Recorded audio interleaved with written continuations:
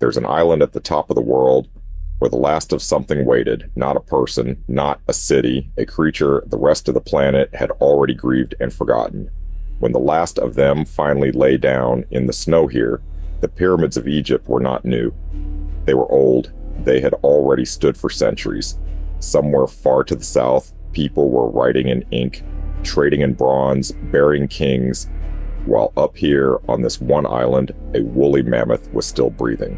For thousands of years, this island had been holding its breath, holding on to something the world was sure it had lost. Everyone knows the mammoths died at the end of the Ice Age. That's the story we tell. It's also unfinished, because thousands of years after the world declared them gone, they were still here. And then, one day, they weren't. For a long time, we thought we understood why. We told ourselves a clean, almost comforting story about how the very last mammoths died. In the last few years, that story fell apart. This is what actually happened on the island that time forgot. And the honest, unsettling answer to a question we still can't close. To understand the last mammoths, you have to understand the world that made them, because that world is gone too. For most of the Ice Age, the north of the planet was not the frozen desert we picture.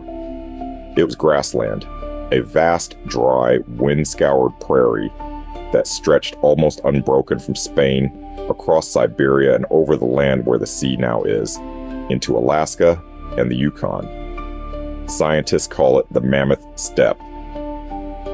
It was one of the largest ecosystems the planet has ever carried. It was cold and it was alive. Herds of horses, bison, woolly rhinos, giant deer. And moving through all of it, the animal the whole system seemed built around. The woolly mammoth, 2 great tusks, a high-domed skull, a coat of dark hair over a dense wool underlayer, and beneath that, fat, layered against a wind that never really stopped.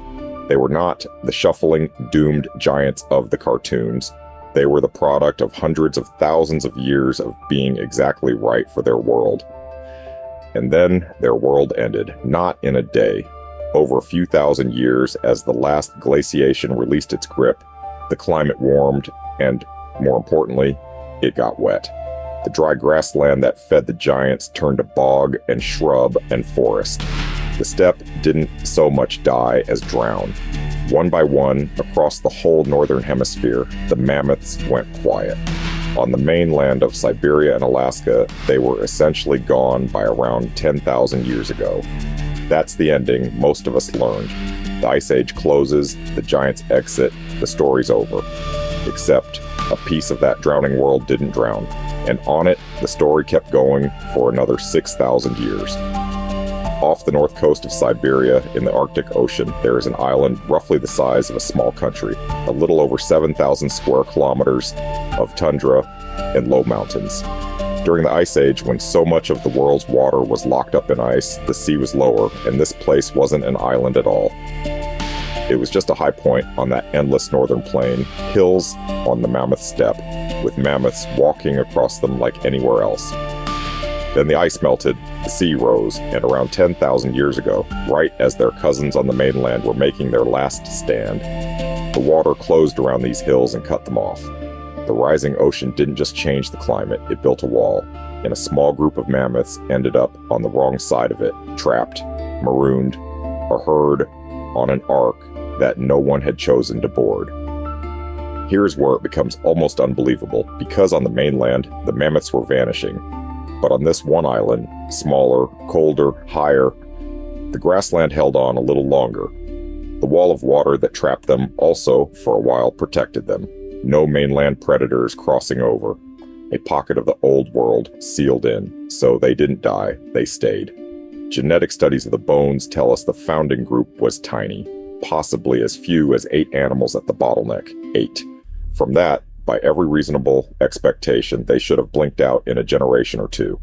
Instead, the population climbed to something like 200 to 300 mammoths, holding steady generation after generation on their island at the edge of the map.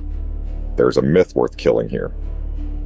You'll often hear these were dwarf mammoths, shrunken little island ponies of the mammoth world. That's not quite true. They did get somewhat smaller, the way island animals often do, but only modestly.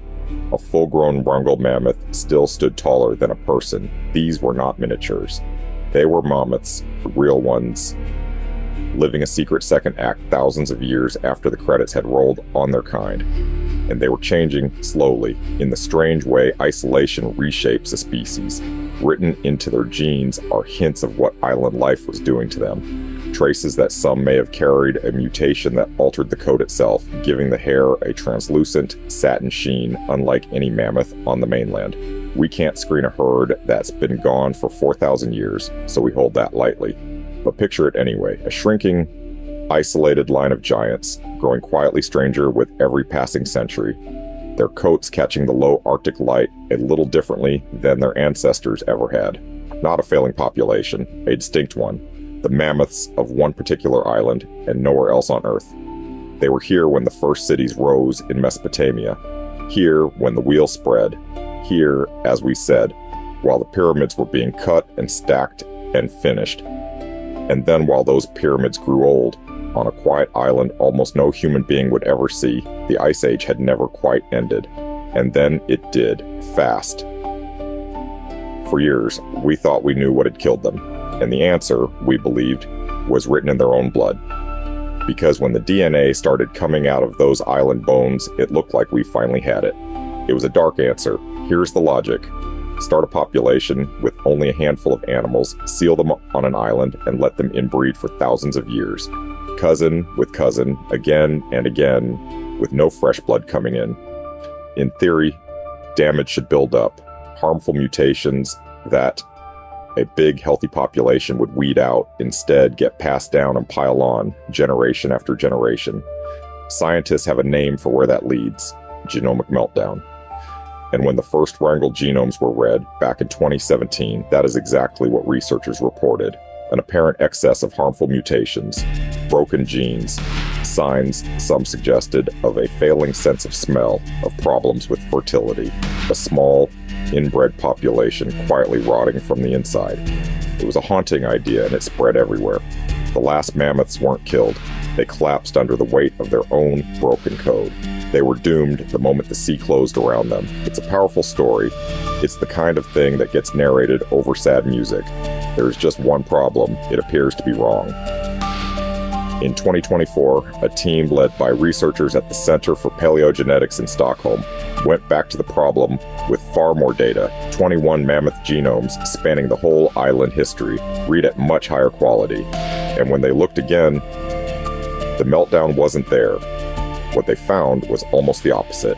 The earlier signal of piling up damage looks, on the better data, to have been largely an artifact, a distortion created by thin, low-quality genetic reads, not a real biological collapse. When the numbers were corrected, the Wrangel mammoths were not accumulating harmful mutations out of control. They were purging the worst of them. Natural selection was still working. The population was inbred, yes, genetically poorer than their mainland ancestors, and it carried that low diversity for the rest of its existence, but stable, functional, not dying. The scientists behind that work put it about as plainly as scientists ever do. These mammoths were not doomed by their genetics. Sit with what that means. For years, the comforting explanation was that the end was inevitable, that these animals were already the walking dead, and the island was just running out the clock. That story is now on very shaky ground, which leaves us with a much harder, much more interesting problem. If they were stable, if right up to the end they were a healthy, self-sustaining population, then something ended them, something specific, and we don't know what it was.